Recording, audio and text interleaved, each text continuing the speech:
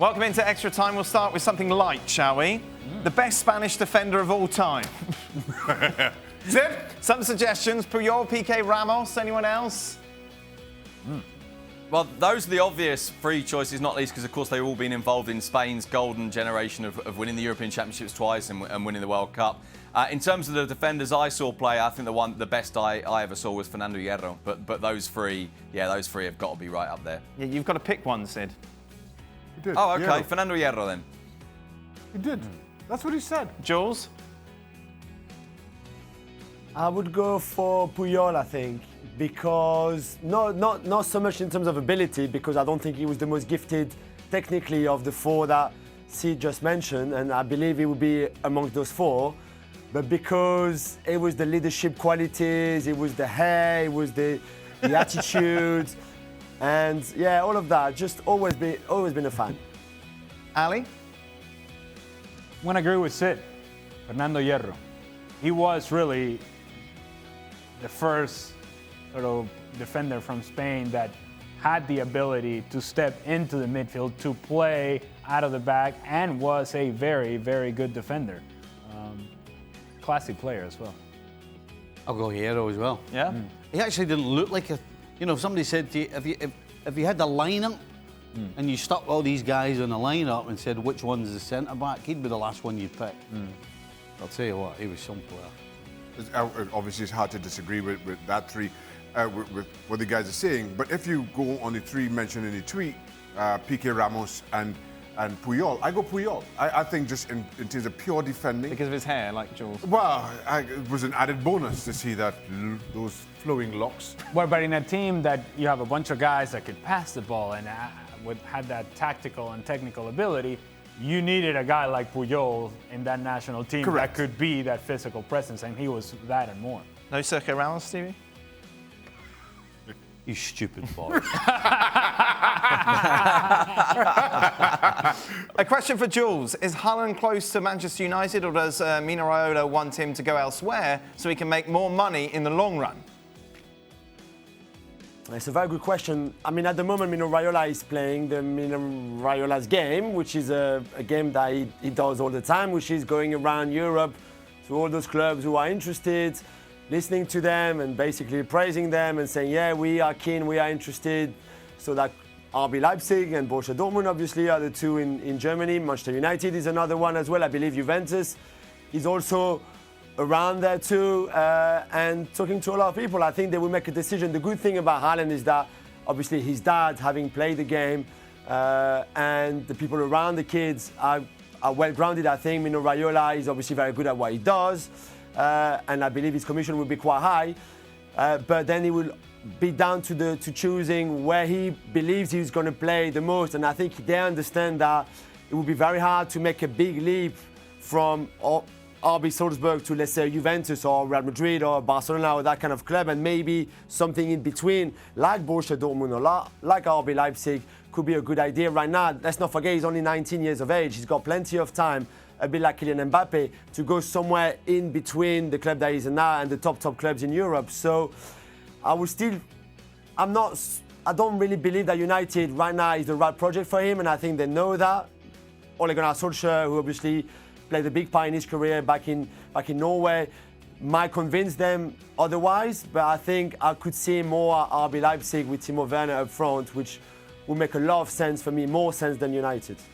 Shaka, what is Christmas like when you're a professional footballer? Do you have to have Christmas dinner and celebrate it earlier? So, well, we normally train on Christmas Day, so the kids kind of have to wait for you to come back, which is tough for them, but I mean, each family handles it differently. I don't know how you all did it, Stevie, but we would allow our kids to open one present. We'd allow our kids to open one gift, and then I'd go off to training, and then, you start, get these festivities going. We started off doing that initially when the kids were younger. We'd wait till we went to training, and then we'd go back, have something to eat, and then so eventually we figured out that what we would do is we'd have a Christmas dinner the day before, so that when I came back from training, because I was only back for a few hours, and you had Boxing Day games. Yeah, we were leaving leaving halfway through the afternoon. Yeah. So then you try to sort out the food, and then you try to do the prep. So we turned it around and we had it the day before when we were at home. Yeah. And so that was it. We did a bit of both. Sid, which game would you recommend people to go to and watch in La Liga if they're visiting Spain? Is it too easy to just say the Clásico? It probably is, isn't it? I don't know. You want to go? I imagine it's late. There are two games that I think beyond the Clásico really stand out to me, and they're two derbies, and it's the Seville derby between Betis and Sevilla, and the Basque derby between Athletic Bilbao and Real Sociedad. This is a brilliant question sent in. Shaka, Oh. do you ever look in the mirror and say, Shaka Laka Boom Boom?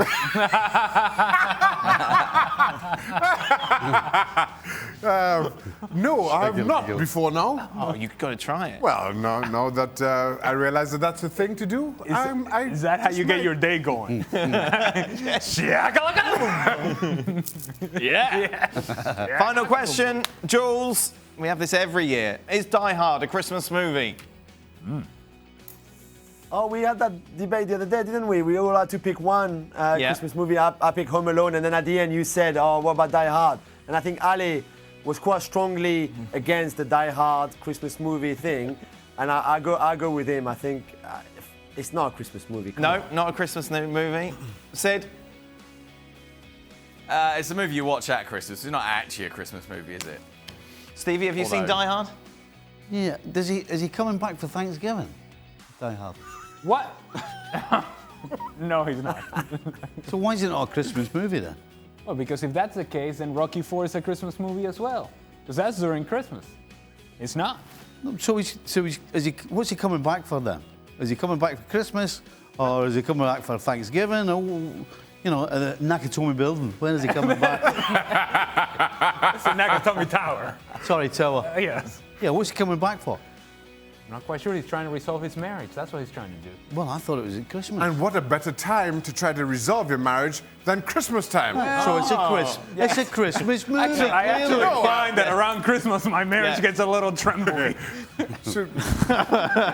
So far, Did you get the presents? it's an action movie with a romantic slant based on Christmas time. It's not based on Christmas time. Well, not based on, but it's Well, you can't tell me when he it's during If you December. can't tell me why he's coming back, how do you know it's not for Christmas? Huh? If I he- just thought well, he's trying to resolve his marriage. I just told you that. Yeah. Huh? He's trying to reconcile, reconnect with the wife. Which started to at Christmas. yeah, that may have started last Christmas. I'm with you, Al. That's not Christmas movie. Okay, then why are you making an argument for it? Kids don't need presents. Is that all starts?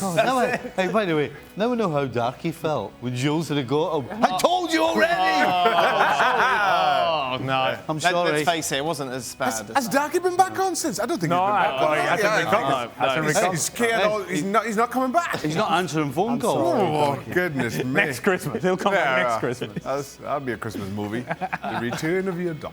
That is it. We are done. ESPN FC back on your screens tomorrow. Be sure to join us. Is Ian Dark with us? No. Apparently not. Nobody can find him. Almost.